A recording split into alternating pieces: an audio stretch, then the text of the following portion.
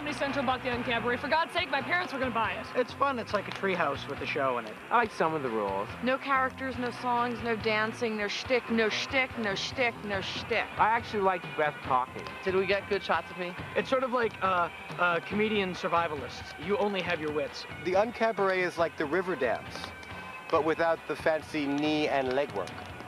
My only hope is that some things on the show don't work, and they stay on the show so that people do get that sense of there's no net. Just a person on stage telling it from their point of view.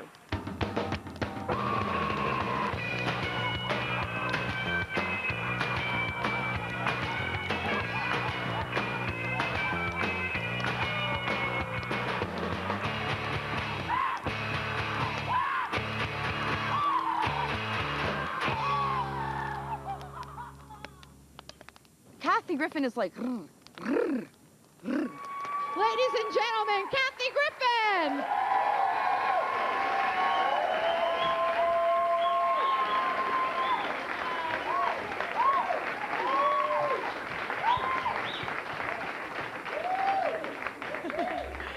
Thank you very much.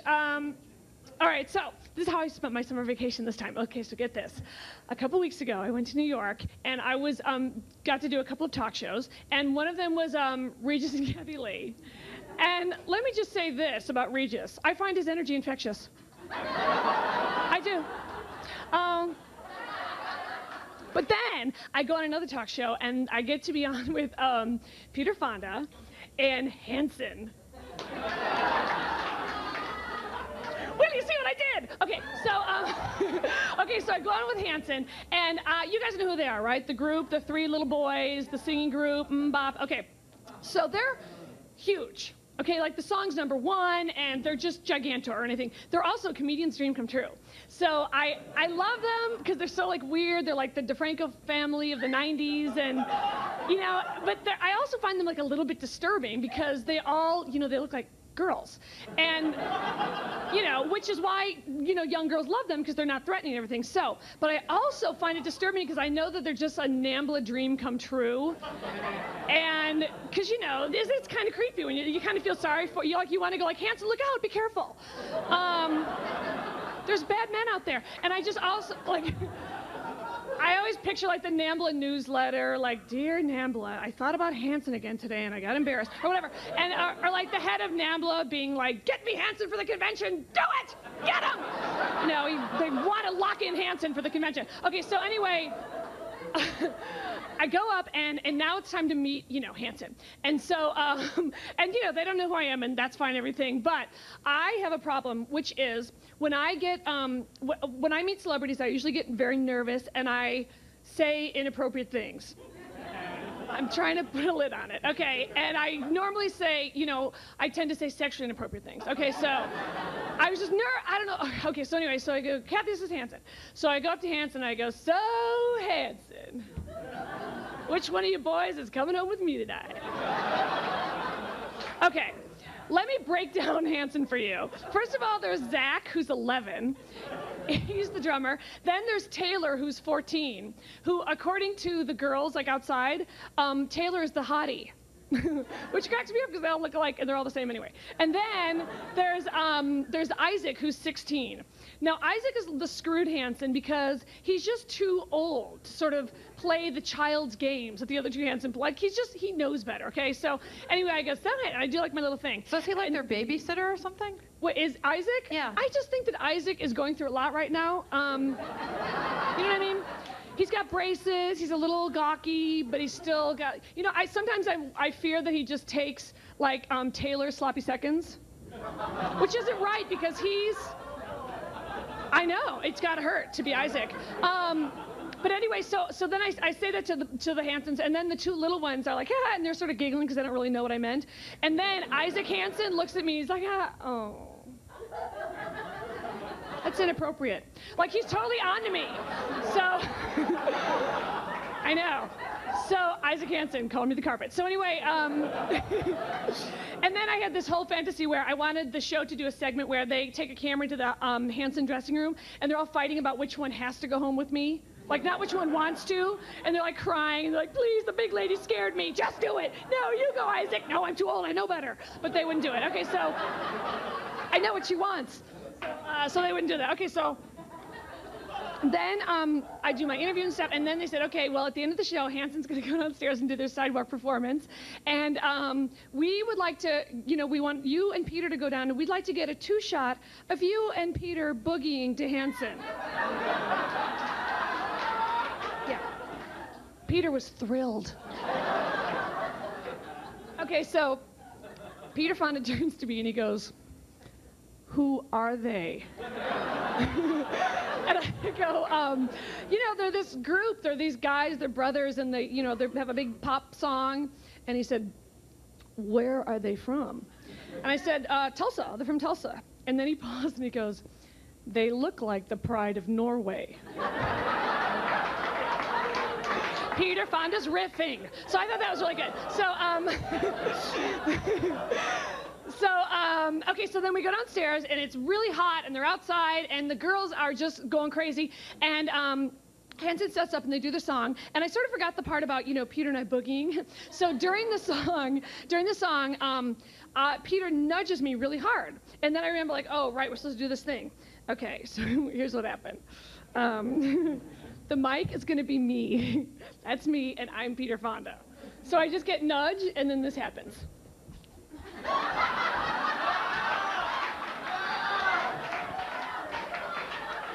Yeah.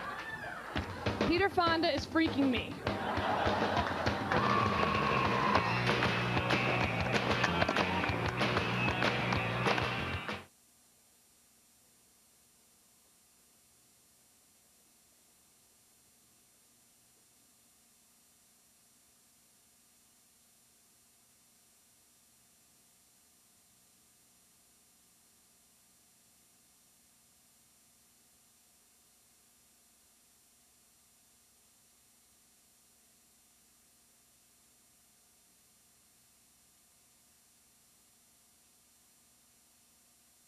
Taylor is just in love with language, and that's the thing that I love about Taylor. It's just every word to him is an erotic experience. Summer is so much about that kind of Proustian immersion due to smells in summer. Summer to me, my friend Pat Loud from Santa Barbara said, Taylor, summer is corn. Summer is when you spray the concrete and that smell comes up, that heat, wet, sexy. Oh God, LA is such a sexy place to grow up. LA is just the most extraordinary place because the temperature is so mild, and it's like the air is an extension of you. It's a shady, optimistic, partially nude place. And it was great. Okay, what else? Okay, I was a sports orphan. I had to stay at home all the time because I wanted to have a daydream. That was my big thing in life. I always thought that summer... But why were you an orphan? Everyone else in your family was Because playing my sports? entire family was obsessed with sports, and they would go out... My entire family wore whistles around their neck. They would wrestle in between courses. It was a horrifying experience. My father was this bodybuilding, aggressive man from New York. He was a boxer. And one day he came into my bedroom and kicked the door because I was so I was so Russian 1910 and 1930. He just came into he goes, this is gonna hurt me more than it hurts you. And then he punched himself. It was the most unbelievable, he was insane. So you had brothers and sisters and they were all playing sports? They were all playing sports, they were all out there, and I wouldn't do anything, and my parents one day said, look, you have to pick a sport. Pick any sport other than ping pong, now. And I was like, hiking. Fine. You gotta go hiking now. Just go up to the Angeles Crest Forest and go hiking. So I persuaded my best friend Mike to go hiking with me, who looked like an extra from Lidsville, right? He was like... this guy was like an HR puff and stuff wannabe, okay? He was really smart, and he read the Fountainhead. That's why I liked him. Anyway, we never went hiking, and my father would come home at the end of the day, and he goes, did you hike today? Did you try to hike today? I'm like, I'm upstairs. One day he said, did you hike today? I said, you know what? I'll tell you. I'll be truthful. We are looking for the perfect trail mix recipe. We have had a setback involving coconut. Mike and I are working with apricots right now, and we will get back to you when we find that satisfying, perfect nutty blend, Dad. See, the problem is that when we agreed to go hiking, I decided, and this is true, to design my own customized Tyrolean walking shorts, complete with alpine motif piping. My father came up. Did you hike today? I go, we're waiting for the pants, the glue to be dry. But did you make them? Did you use a pattern? A butterick.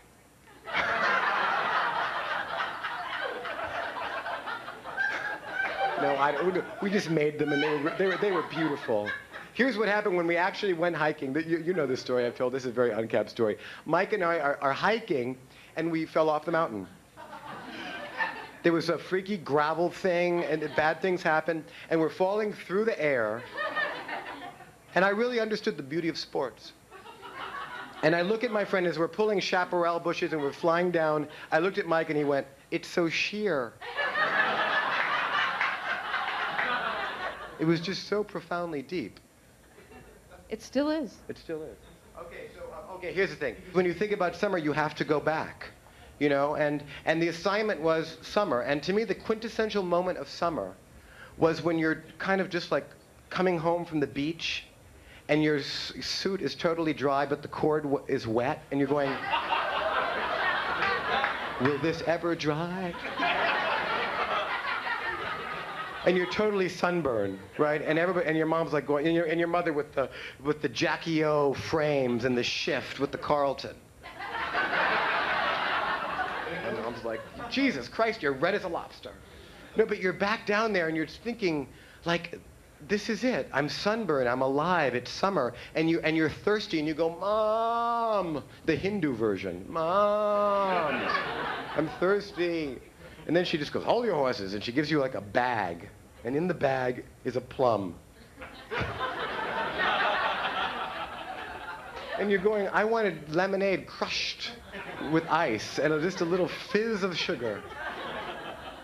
Eat the plum, and you just taste the plum out of need, and the flavor is so curative, it's so ambrosial. And it conspires you to look out the window, and you see a puff cloud, and there's all these prepubescent girls just sleeping like brown pill bugs all around you, and there's like Three Dog Night is playing on the radio, right? And you're like, I think I know what summer is. In sexual terms, the Uncabaret values the entire sexual experience, not just the orgasm.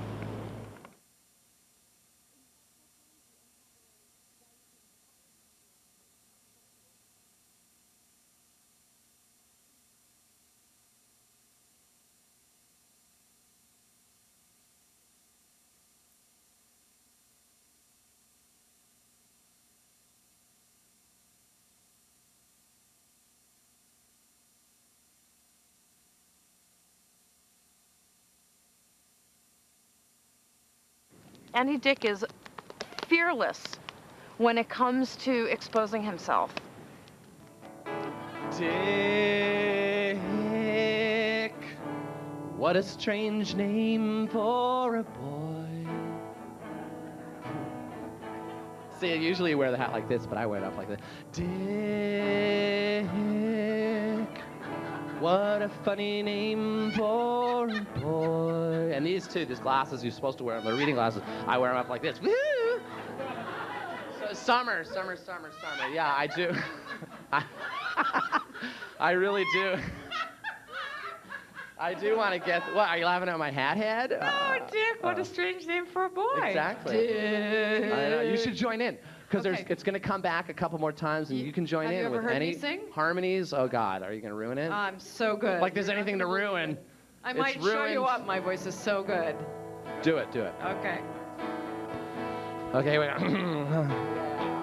Dick, what a funny boy for that name.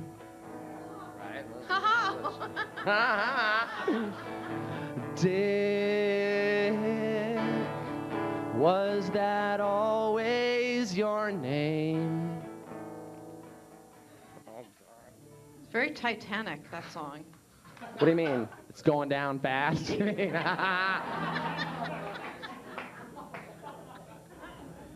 Sometimes I have the fear that this is going to be some kind of giant intervention. You've got to just slow down. That is like that's how paranoid I am about life. But my business manager always says, you've got to sign that document so we can get that behind us, Andy. Really, if you make that call, we can really get the taxes together. We really should get the taxes behind us. Which we always do. We have this extension every year. You know, I wonder if that's how he lives his life, right? Here's my jokey part of the show, but it's just a thought. You know, him at home now. Oh, I gotta go to my kid's kindergarten graduation. Get that behind me. In fact, I can't wait to get her whole schooling behind me. So that she can get married, have kids, grandkids, get that behind me, get my life behind me so I can die and I can get death behind me. And that's how I feel about this. What are you doing? No! If I look at you, it doesn't mean to start playing. Whatever, Well, how whatever. will he know when to start? I'm in my own anger right now.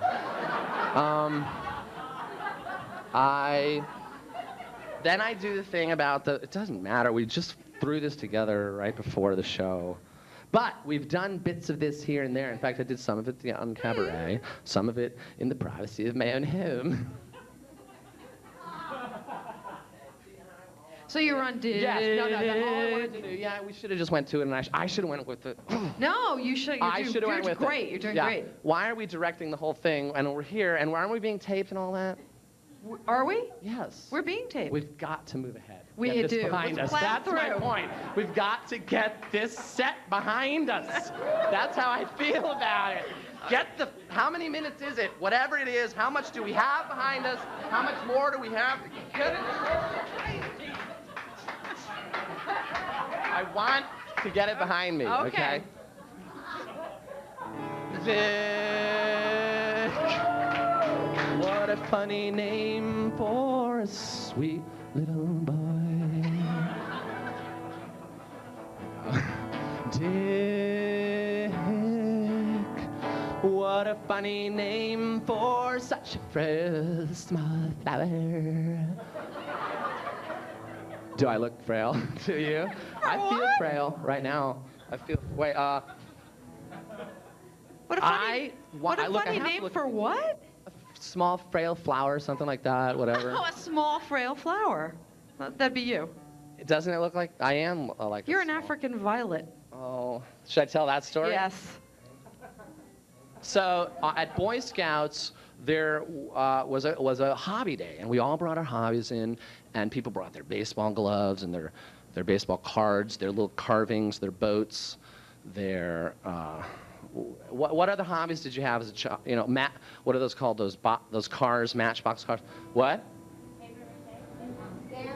Boys, yeah, stamps. Some of them had that. So, yeah, because that's my joke, but whatever. And then here I am. So you're going down the table, and you stood with your hobbies, whatever they were, if you could lay them on a table, and we'd stand there. And mine, I had brought like 7 to 10 little African violets, because that was my hobby. I 7 to 10 though.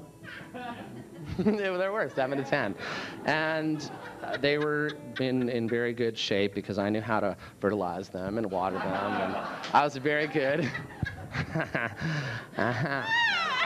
You sucked that one out of me, but isn't it? And I know. I didn't know at the time. It was just an innocent little. Here's my garden. I love it. I love them all. And do it one day, and I love them all. And now I can hear them, but I didn't hear them back then. But I can hear the other fathers going, look at the little sissy, the flowers. Son, stick to baseball.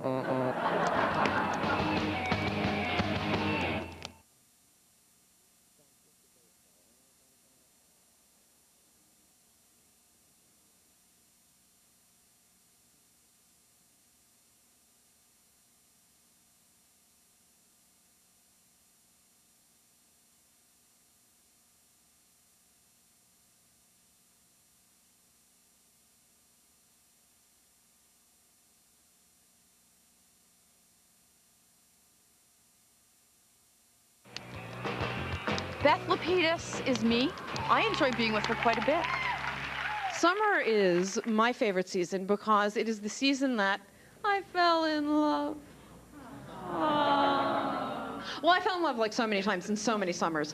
But the big love, the season that Greg and I fell in love was summer, and I was a boho chick with dark hole eyes and NEA grants, and also a black book filled with bad boy art rockers with a couple of sculptors thrown in. Just, a little variety. I had pretty much gone through the men in downtown New York, and I spotted Greg. He was a sort of arts administrator, writer. I wasn't really sure what he was, quite frankly, but I knew he was not a bad boy art rocker. That it was one thing that was clear. So the only thing was that he did already have a girlfriend. Oh, don't gasp. It's not that bad. I was very good. I waited. Not alone, but I waited.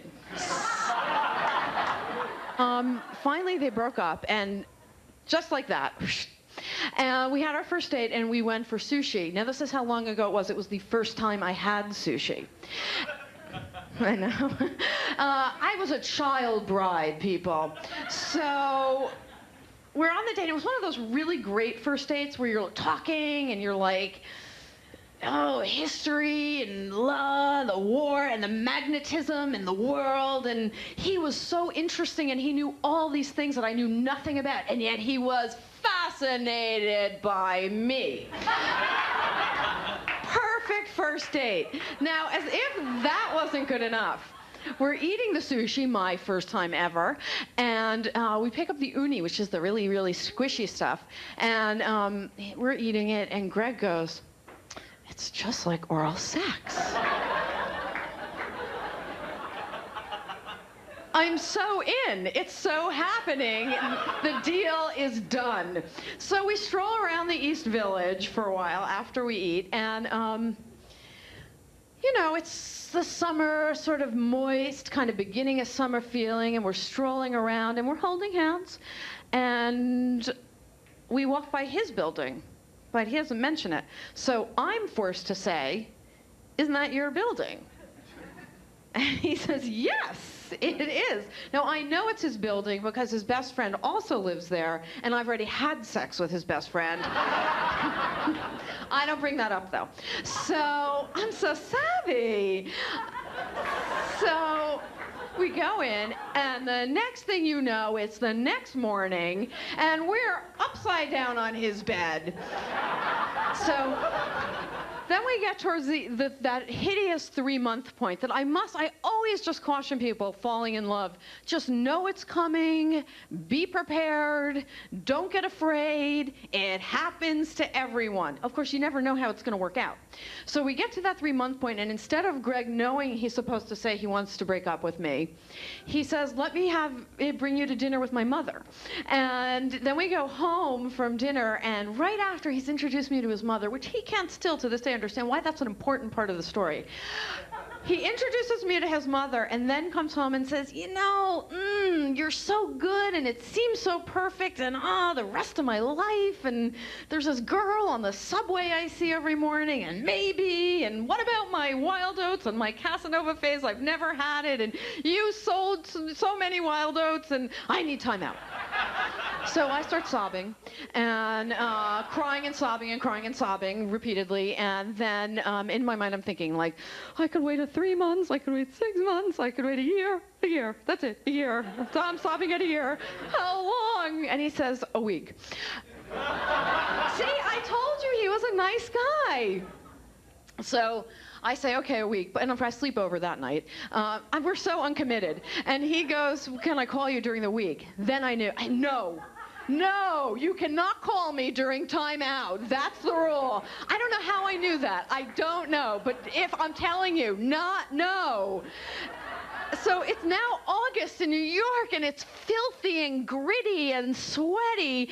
And I know that if Greg and I can make it through this one hideous, hot week, we will have a lifetime of happiness. But does he know? I don't know if he knows. So I wander the streets of Lower Manhattan, sobbing and sweating, and my Kohl makeup dripping down my eyes, looking for him, because maybe I can run into him, and he'll see how good I am. He'll remember.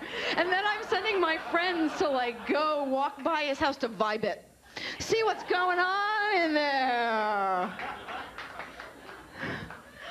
And he does call me finally. Not even finally, he does the right thing. The good guy thing, not the nice guy thing, the good guy thing. He calls me at midnight of the 7th day. I'm telling you, people, when you find a good one, and he says all the right things, and I'm not going to tell you those because that's not funny. And then he says, you know, I could even say I love you. And I said, well, go ahead. Then he did. Ladies and gentlemen, it's a happy love story.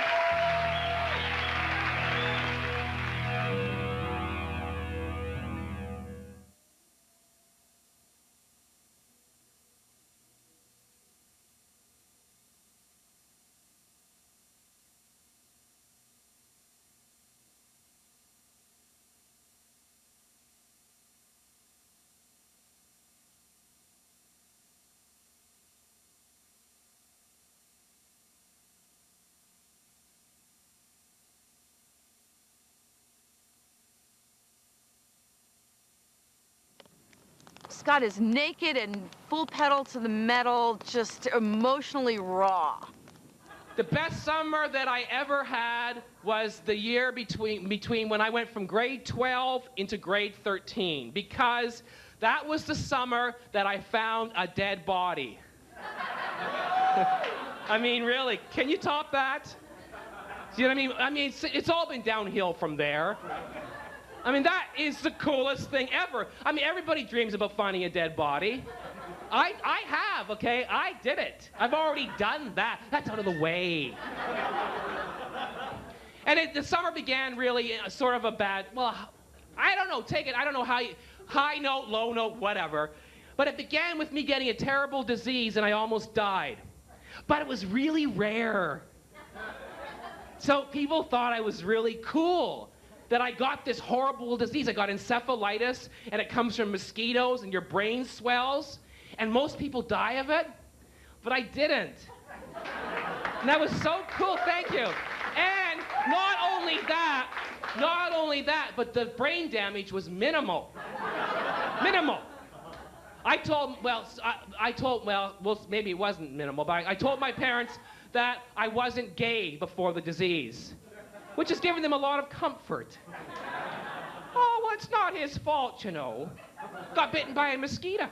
Oh, yeah. So, anyways, so what was great about getting encephalitis and recovering from a disease like that is because you get a new lease on life, but you lose a lot of weight. I lost 30 pounds. I was like 140 pounds, 135. So I was very frail and delicate all summer, and did I work it? Okay. I was like Judy Garland on her last tour.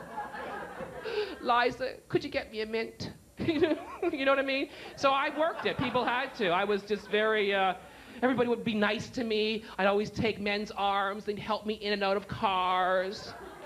But the best part was, at the end of the summer, is I went up to my best friend Bob Shaw's cottage for further recuperation.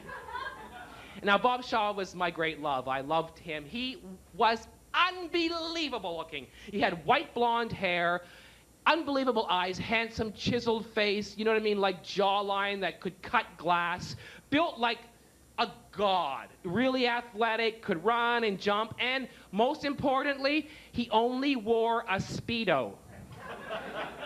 The moment summer arrived, he was in a Speedo until Labor Day, okay? This guy actually applied for a job in a Speedo, and he got it. What kind of job? A lifeguard job? Well, no, actually, that was gonna be my joke.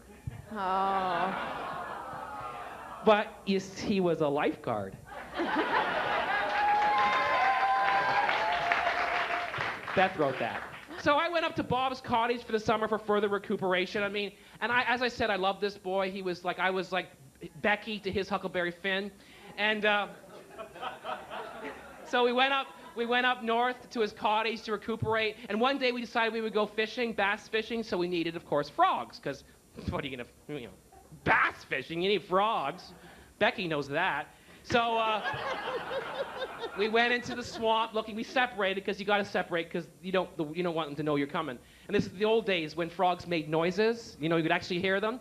And so we went looking for frogs, and I was walking along, you know, la, la, la, la, la, la, looking for my frog, being incredibly nerdy. And then I stepped on this thing that wasn't right. It was kind of wrong, kind of squishy, and smelly. And so I looked down. And I was stepping on a guy's back, okay?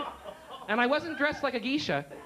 And I realized that I was stepping on a dead man in the swamp, so I yelled, "Bob, there's a dead guy!" I became Huckleberry, Huck. So Huck ignored me because Becky's a big old liar. He's like, "Thompson, forget it. Shut up. Yeah, a dead body." Because I was one of those kids that cried wolf. I lied about everything. When I was 13 years old, I told everybody that I was mulatto.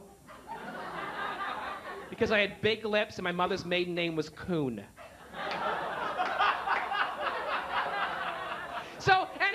So we're walking along, and I yelled to Bob, and Bob says, he comes over, he sees that there is a body there, and the first thing out of his head was, cool.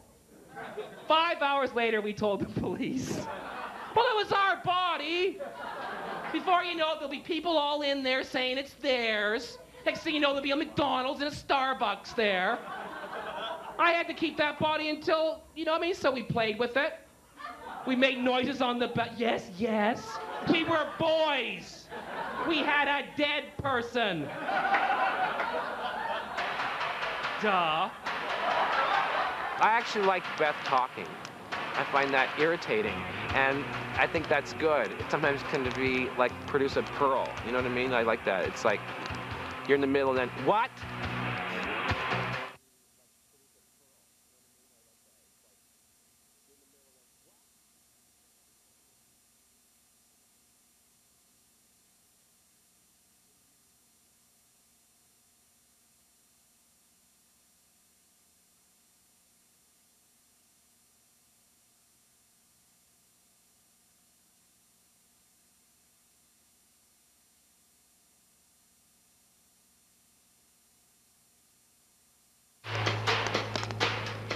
Ladies and gentlemen, Julia Sweeney!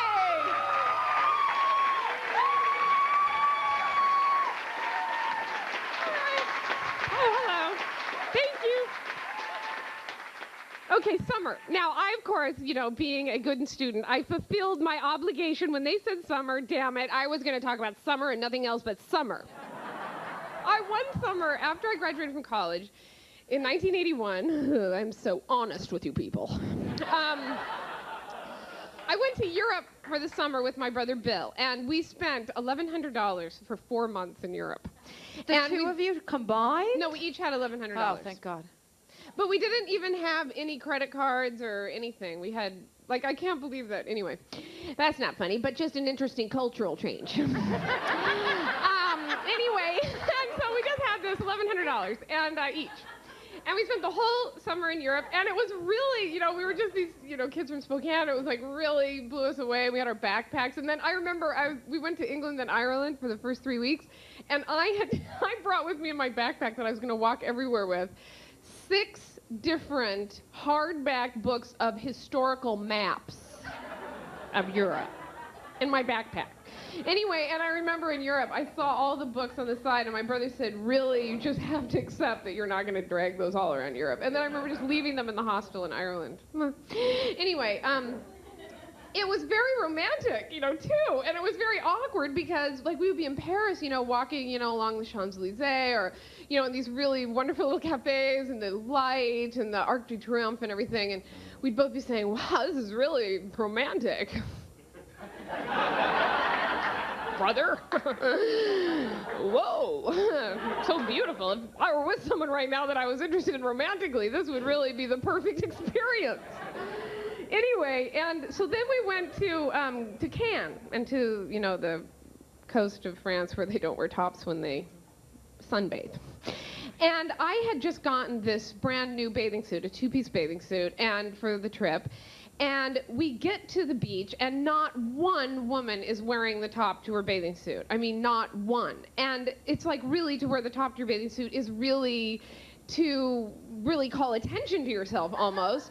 And I really, you know, I was 21. My nipples were never going to more reach to the sky than they were at that moment. And I felt that I really could have gone topless, but I was with my brother. Like, so how, like, I could have been topless for all of France except for one person.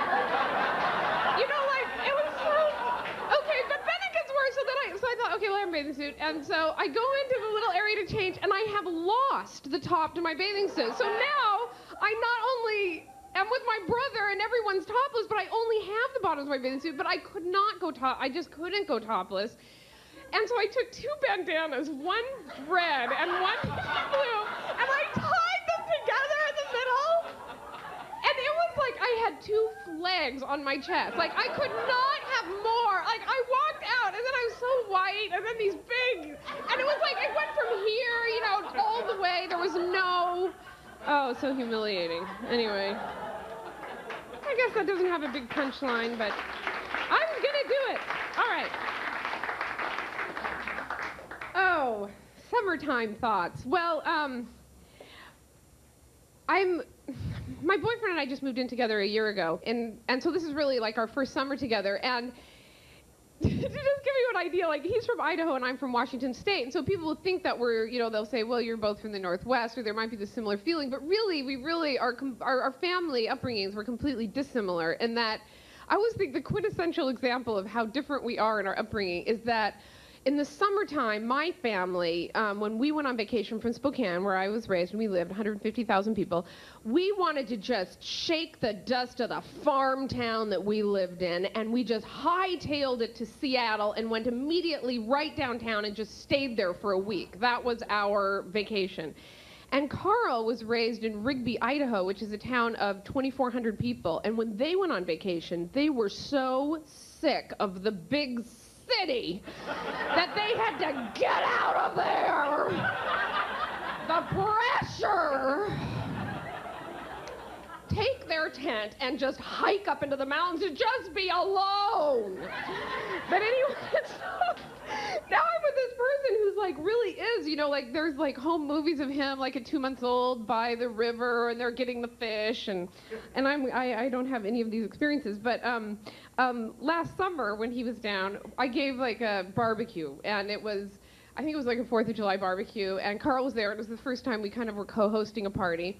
And I said, okay, you know, we're 15 people are coming or something. And he said, okay, I'm going to go to the store, and I'll get, you know, 20 T-bone steaks. And I said, oh, Carl, this is Hollywood. My friends are vegetarians. None of them eat any meat at all. That would be just a big waste. We grill vegetables in Hollywood. And he's like, what? But it's a barbecue. And I said, oh, but, you know, so few people will eat meat. I mean, you know, maybe buy one as an option for somebody who possibly might eat it. And so he said, okay. And so we're getting ready for the barbecue, and I realized that he's marinating 15 steaks. Like, he's gone and bought the steaks, and he's just marinating them. And all of the people came to the party, and I had grilled vegetables and a nice pasta with a little tomato sauce and a salad and some fruit for dessert.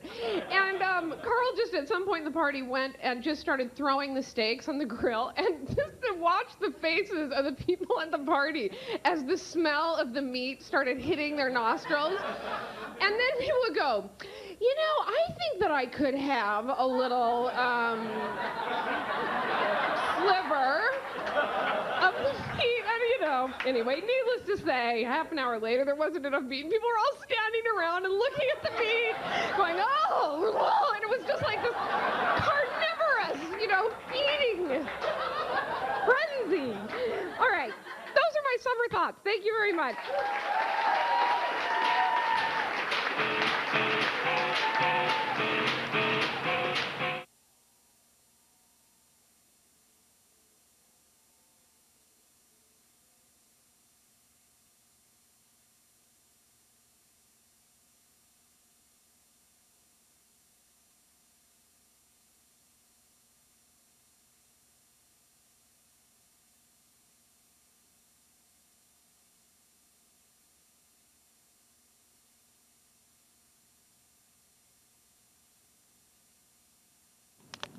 We call Dana Gould the UPS man because he delivers.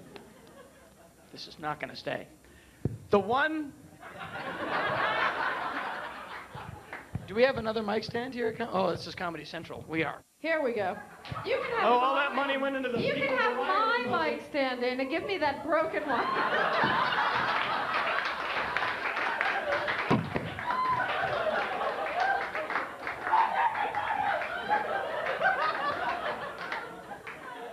My God, he's like the Who!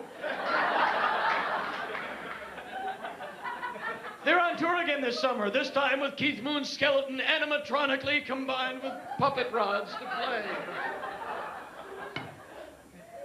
Play, Keith!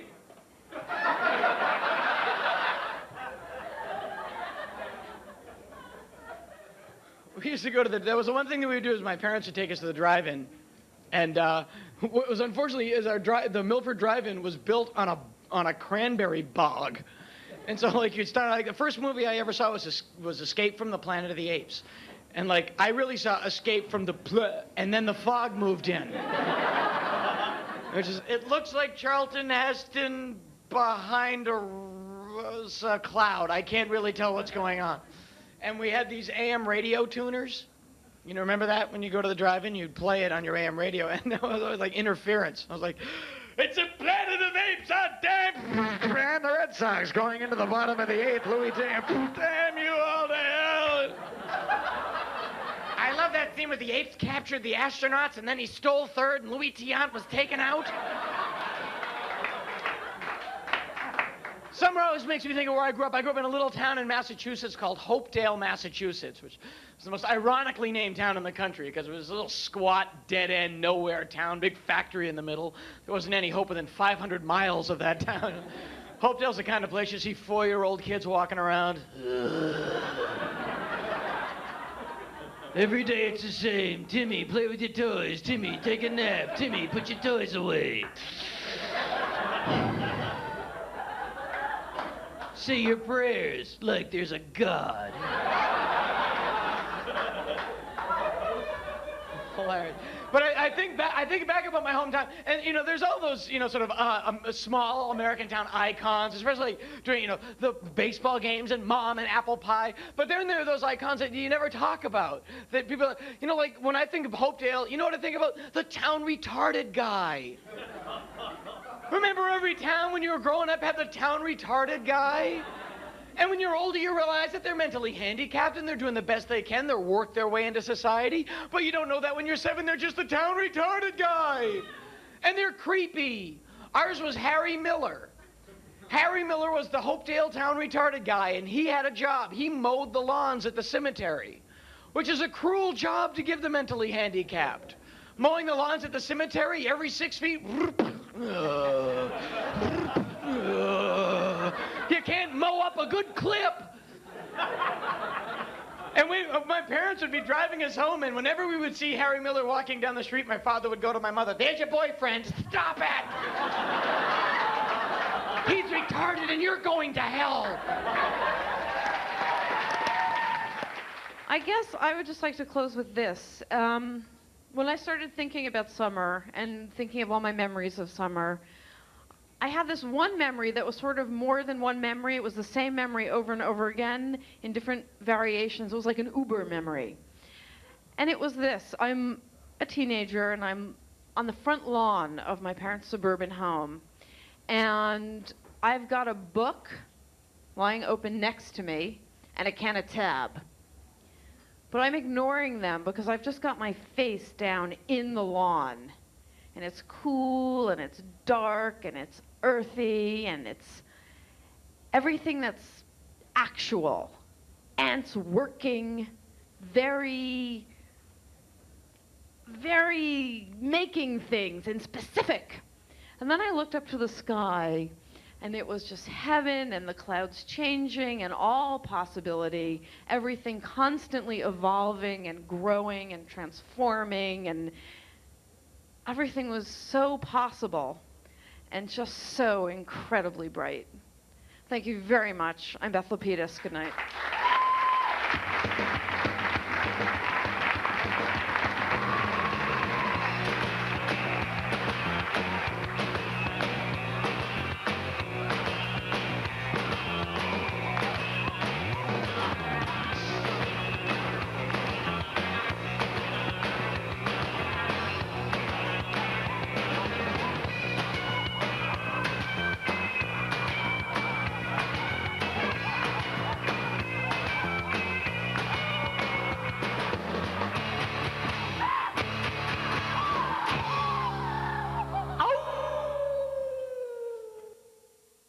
Done.